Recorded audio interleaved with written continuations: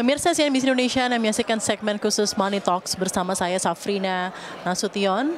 Saat ini CNBC Indonesia tengah berada di rangkaian acara Asian Insight Conference 2025 dengan tema Growth in the Changing World, dan di kesempatan acara ini kami berbincang bersama dengan Executive Director Institutional Banking Group Bank DBS Indonesia, Bapak Elo Hansen. Pak Elo, how are you, Bapak?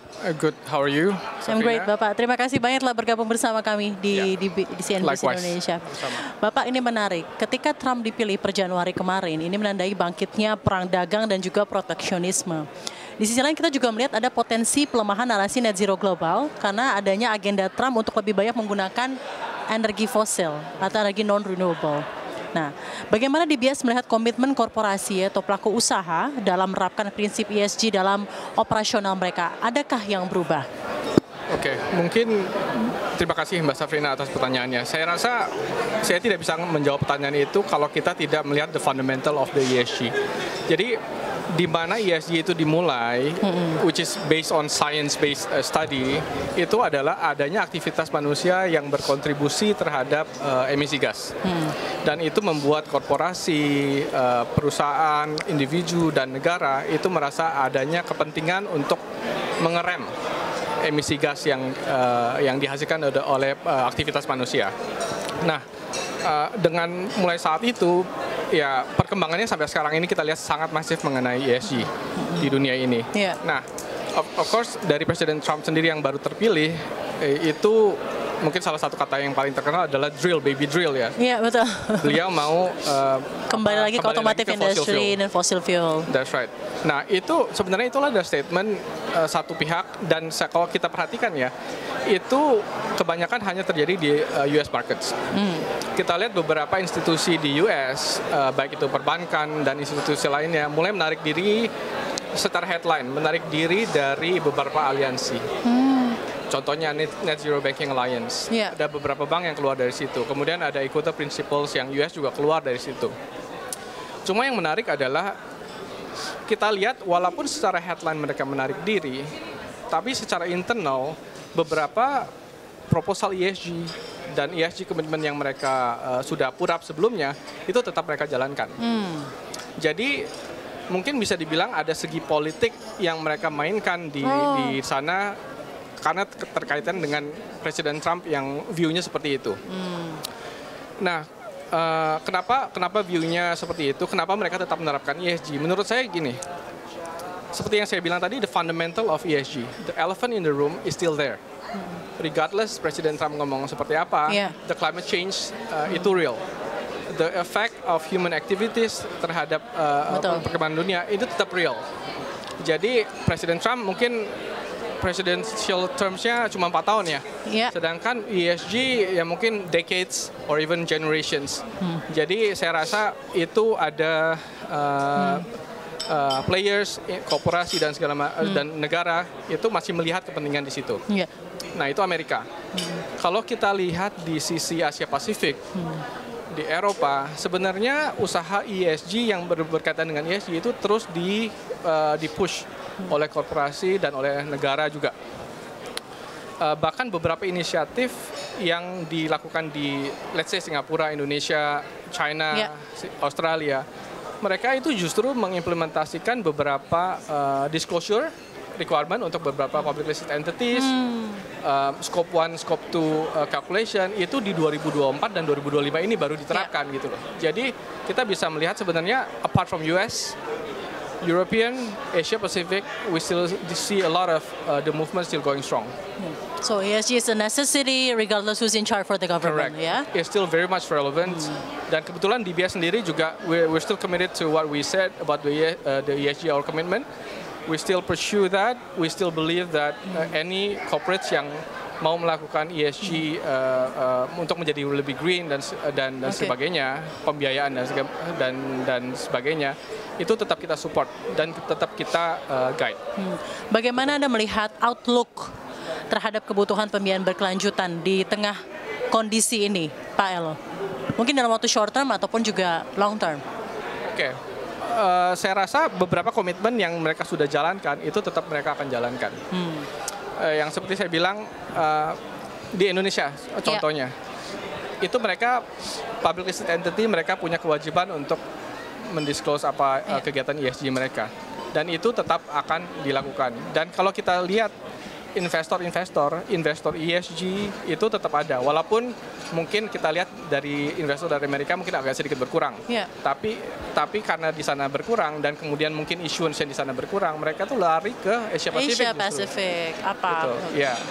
Jadi saya rasa di korporasi Indonesia mereka harusnya tetap mempush agenda ESG tersebut di kegiatan-kegiatan mereka. Baik, di DBS sendiri Pak, bagaimana Anda membantu klien dalam menavigasi masa transisi ini? Oke, jadi salah satu pilar di DBS untuk ESG adalah sustainable financing. Kemudian di subset dari sustainable financing itu ada yang kita sebut sebagai transition financing. Oke, transition financing. Kita sebenarnya mulai itu, if I recall correctly, itu di tahun 2020. Dan terakhir direvisi itu di tahun 2025. Jadi di situ kita mengklasifikasikan beberapa industri dan roadmap-nya seperti apa untuk melakukan transisi untuk perusahaan-perusahaan. Karena kita tahu ini bukan sekedar membalikkan telapak tangan untuk perusahaan-perusahaan untuk bergerak menjadi yang green ya. Mereka perlu proses, mereka perlu waktu, dan yang penting adalah mereka perlu modal. Nah, disinilah peran serta DBS, karena kita ada komitmen untuk memberikan balance sheet, ada komitmen untuk menopang, memberikan advisory terhadap kegiatan perusahaan tersebut untuk menjadi green. Saya kasih contoh mungkin data center. Data center itu kebutuhan powernya besar sekali. Betul. Let's say perusahaan A punya 100% power datangnya dari batu bara. Kemudian mereka pikir, I think kita harus reduce dari 75% misalnya. Datang dari solar, sisanya datang dari hydro atau geothermal. Nah, itu adalah pembiayaan yang bisa kita lakukan untuk membantu mereka mengurangi porsi power generation yang datangnya dari batu bara, misalnya. So DBS also does advisory to this companies, ya? Jadi sebagai journey-nya mereka, kita mau follow the journey.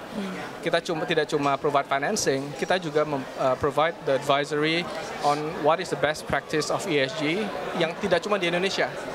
Kita juga lihat beberapa ESG initiative yang ada di regional, di Singapura dan di core marketnya DBS yang mungkin bisa kita apply di Indonesia.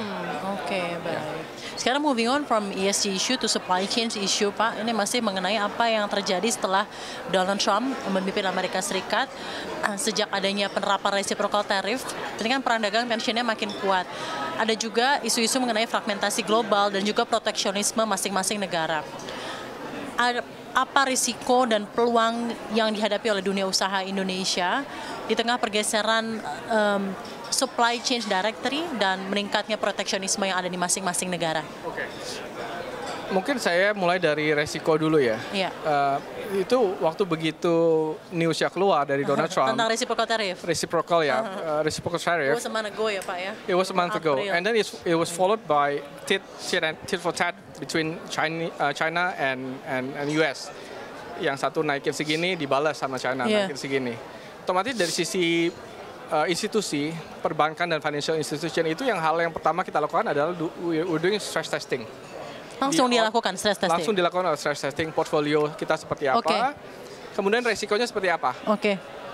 Jadi kalau resiko kita bisa lihat ada dua. Stress testing dengan variabel apa tuh Pak berarti Pak? Macam-macam. Nah ini mungkin kaitannya dengan yang saya akan katakan mengenai first degree of risk sama second degree of risk. Kalau first degree of risk otomatis adalah ada nggak sih klien corporate kita yang banyak melakukan ekspor ke Amerika, di mana ekspor tersebut menjadi lebih mahal karena ada tarif tersebut, mungkin membuat mereka jadi less competitive dibandingkan mungkin dari negara lain atau even dari Amerika sendiri. Itu adalah first degree of risk. Tapi yang menurut saya yang lebih penting adalah second degree of risk. Karena kenapa? First degree of risk, kalau kita lihat sendiri, sebenarnya ekspor Indonesia ke Amerika itu tidak lebih besar dibandingkan beberapa negara lain termasuk China. Ya kan? Dan itu pun apa yang diekspor ke sana juga terbatas dalam segi industrinya. Mungkin aquaculture, shrimp atau fisheries dan segala macam ya. Cuma lebih banyak ekspor kita yang ke negara-negara lainnya. Nah, the second degree of risk ini yang menurut saya jadinya lebih penting. Yang pertama adalah Amerika menerapkan tarif ke hampir seluruh negara di dunia. Iya. Kalau menjadi terlalu mahal untuk ekspor ke Amerika, mereka ekspor kemana? Ke negara-negara tetangga, negara-negara lainnya. Otomatis Indonesia mungkin adalah menjadi salah satu tujuan ekspor mereka. Kalau banyak barang masuk ke Indonesia, otomatis perdagangan di Indonesia mungkin jadi lebih kompetitif ya, termasuk produsen di lokal. Itu satu. Yang kedua adalah mungkin second degree of risk karena resiko suku bunga, resiko hal-hal itu ya. interest rate, bukan interest rate, FX, dolar yang kemudian foreign exchange naik ya, membuat rupiah depreciate. Ya. Itu juga adalah resiko yang kita masukkan sebagai salah satu komponen dari stress testing. Oke. Dan bagaimana dampaknya Pak terhadap portofolio yang ada di Indonesia specifically dengan ada stress test tersebut? Kalau dari segi DBS Indonesia bisa saya bilang exposure kita terhadap ekspor directly ke Amerika itu tidak terlalu besar. Ya. Itu very manageable. Second degree of risk di mana interest rate, foreign exchange, even commodity risk juga kan. Ada raw material yang mereka import misalnya dari US, wheat dan segala macam. Itu kita lihat secara portfolio itu again manageable. Yang kedua kita juga menerapkan beberapa hedging yang kita apply ke klien kita untuk mereka bisa memanage the FX dan juga interest rates. Tapi komunikasi yang terjalin antara klien ketika adanya isu mengenai reciprocal tariff ini, apakah langsung disampaikan Kak bahwa DBS akan memanage ini dengan baik, terutama bagi klien-klien memiliki portofolio yang cukup beragam dan besar, seperti apa Pak? Ya, otomatis pertama kita desktop dulu. Setelah kita melakukan desktop, kita lihat kira-kira impact-nya seperti apa. Baik. Langsung masing-masing dari kita mungkin reach out ke masing-masing portfolio kita untuk menanyakan lebih lanjut efeknya. Dan ya mungkin sesuai dengan apa yang sudah kita lakukan di desktop monitoring, itu inline dengan apa yang klien juga sampaikan ke kita. Oke, baik. Sudah cukup jelas Pak. Dan kedepannya bagaimana komitmen dari DBS untuk terus membantu klien untuk menghadapi gelombang atau gejolak ya dalam perekonomian, dalam perdagangan global, secara bertanggung jawab, menguntungkan dan juga membangun kepercayaan jangka panjang melalui solusi pembiayaan dan juga konsultasi. Apa yang ingin disampaikan kepada klien dari DBS? Oke, mungkin dari sisi DBS ya ini tadi ya. Ya. Kita lihat Amerika mulai istilahnya menutup diri, mau melakukan semuanya sendiri, ya self-reliant manufacturing, protectionism. Otomatis peran serta negara-negara di Asia yang kita bisa bilang itu lebih friendly amongst each other, itu akan menjadi penting. Dan lebih besar pula ya Pak? Dan lebih besar dalam segi trade. Jadi koneksi antar negara di Asia itu menjadi sangat penting saat ini. Dan kebetulan core market-nya DBS itu adanya di Asian connectivity. Core market kita di China, Singapura, Indonesia, of course, Australia, Hong Kong, Vietnam. Itu kita di posisi-posisi penting yang kita bisa membantu klien, mengconnect klien, baik itu dari segi raw material purchase, atau mereka mau justru ventures into new markets, kita kenalkan dengan buyers-nya di sana, distributor channel di sana, atau bahkan memperkenalkan mereka, mengconnect mereka dengan potential investors. Ya, itu dari segi bisnisnya.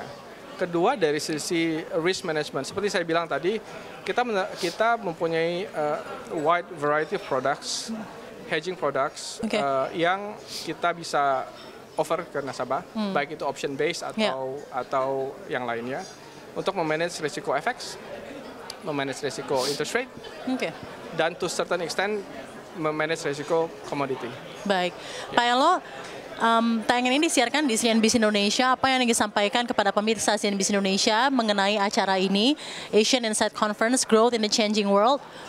What's going to be defined as perspective growth in this changing world? Silakan Pak. Oke, kalau menurut saya ini acara kita coba lakukan on annual basis. Kita kasih perspektif on what is going on the world. Kalau saat ini menurut saya, let's stay agile. Let's find new markets, diversify your portfolio. find the growth area, dan jangan lupa di situ ada Find a growth area, ya. di situ ada peran DBS yang mungkin bisa membantu teman-teman dari korporasi dan yang lainnya untuk berkembang lebih jauh lagi. Baik, terima kasih banyak Bapak telah bergabung bersama kami di CNBC Indonesia. Sehat dan sukses selalu untuk Pak Elo. Terima kasih telah bergabung bersama kami. Dan demikian diskusi kita bersama dengan Executive Director Institutional Banking Group Bank DBS Indonesia, Bapak Elo Hansen, CNBC Indonesia Beyond Business.